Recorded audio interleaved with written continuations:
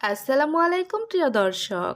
আজকে আপনাদের জানাবো জান্নাতে জান্নাতীদের খাবার কেমন হবে এবং প্রশ্ন হতে পারে মদ ও শরাব তো নাপাক ও ময়লাযুক্ত। এসব অরুচিকর পানীয় জান্নাতীদের কেন দেওয়া হবে?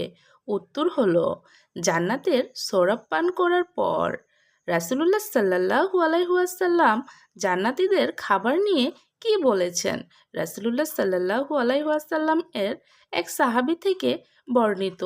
তিনি বলেন, আমি রাসূলুল্লাহ সাল্লাল্লাহু আলাইহি ওয়াসাল্লাম এর নিকট দাঁড়িয়েছিলাম। ইতোমধ্যে ইহুদিদের বাদ্রীদের মধ্য থেকে একজন জিজ্ঞেস করল, যেদিন আকাশ ও জমিন প্রথম পরিবর্তন করা হবে তখন মানুষ কোথায় থাকবে? রাসূলুল্লাহ সাল্লাল্লাহু আলাইহি ওয়াসাল্লাম বলেন, পুলসিরাতের নিকটবর্তী এক অন্ধকার স্থানে।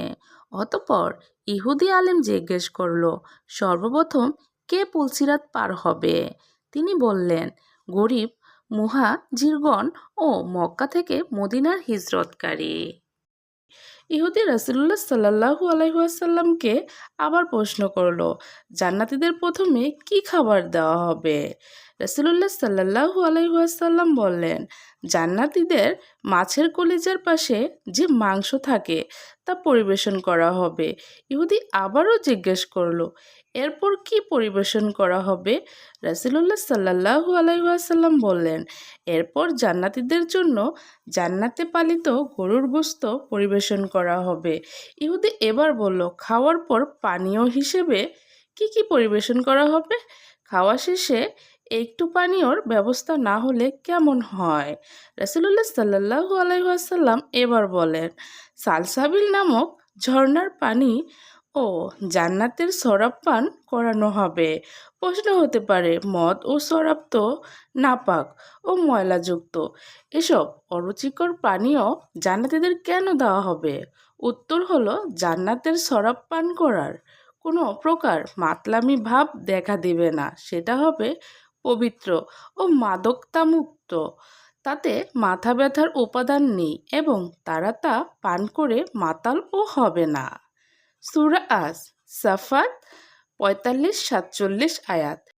এমন শরাব পান করানো হবে যার মধ্যে আদার স্বাদ থাকবে। সূরা আদ দাহর 15-18 আয়াত। ইহুদি বাদ্রী বলল, তুমি সত্য বলছো। সহিহ মুসলিম। তবে দুনিয়ার মতো মদ, শূকরের মাংস, সিগারেট, তামাক সেখানে মিলবে না।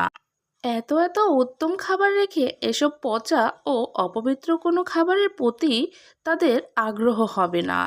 দুনিয়ায় উত্তম খাবার বলতে আমরা বুঝি পোলাও, কোরমা, বিরিয়ানি, তেহারি, রুটি, কাবাব, মুরগি, মাসাল্লাম।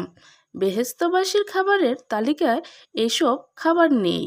তবে কি আছে সেখানে? তাই শুনুন কোরআন থেকে।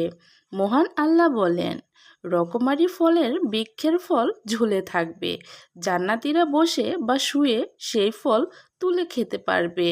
মহান আল্লাহ বলেন, সেখানে তারা হেলান দিয়ে বসবে পুরো রেশমের আস্তর বিশিষ্ট বিছানায়। দুই বাগানে ফল হবে তাদের নিকটবর্তী। সূরা আর রহমান 54 আয়াত।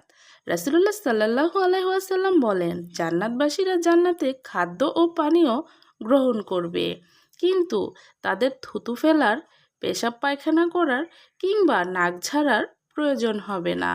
সাহাবীরা প্রশ্ন করলেন, তাদের পেটের কি দশা হবে? রাসূলুল্লাহ সাল্লাল্লাহু আলাইহি ওয়াসাল্লাম বলেন, ঢেকুর ও পরিচ্ছন্নতার মাধ্যমে বের হবে, কিন্তু মেসকের সুগন্ধ বের হবে। সহিহ মুসলিম।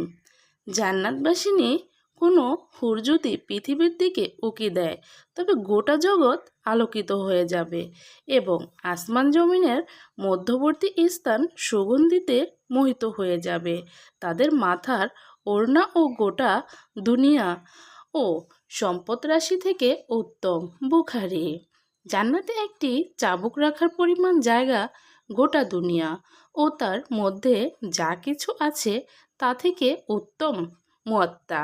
জান্নাতে মুক্তা দিয়ে তৈরি 60 মাইল লম্বা একটি তাঁবু থাকবে। জান্নাতীদের পাত্র ও সামগ্রী থাকবে সোনা ও রূপার। বুখারী ও মুসলিম। জান্নাতীদের খাবারগুলো ঢেকুর এবং মিশ্রণযুক্ত গর্ভধার নিঃশেষ হয়ে যাবে। বুখারী ও মুসলিম। জান্নাতীরা সুখে স্বাচ্ছন্দ্যে ডুবে থাকবে। কোনো হতাশা আর দুশ্চিন্তা থাকবে না। তাদের পোশাক পুরনো হবে না। মুসলিম। জান্নাতীরা সবসময় জীবিত থাকবেন। তারা বৃদ্ধা হবেন না এবং তারা হবেন চিরযৌবনা। মুসলিম। প্রিয় দর্শক, এই ছিল আমার আজকের ভিডিও। আমার ভিডিওর সম্পর্কে মন্তব্য জানাতে কমেন্ট করুন। ভিডিওটি ভালো লাগলে লাইক দিন এবং শেয়ার করুন। আমার অন্য ভিডিওগুলো দয়া করে দেখুন। ভালো লাগলে আমার চ্যানেলটি এক্ষুনি সাবস্ক্রাইব করে পাশে থাকা বেল আইকনটি ক্লিক করে রাখুন। এতে করে আমার নতুন ভিডিওর নোটিফিকেশন চলে যাবে আপনাদের মোবাইলে। এখনকার মতো বিদায় নিচ্ছি। দেখা হবে নতুন কোনো ভিডিওতে। এই পর্যন্ত ভালো থাকবেন। ধন্যবাদ সবাইকে। আল্লাহ হাফেজ।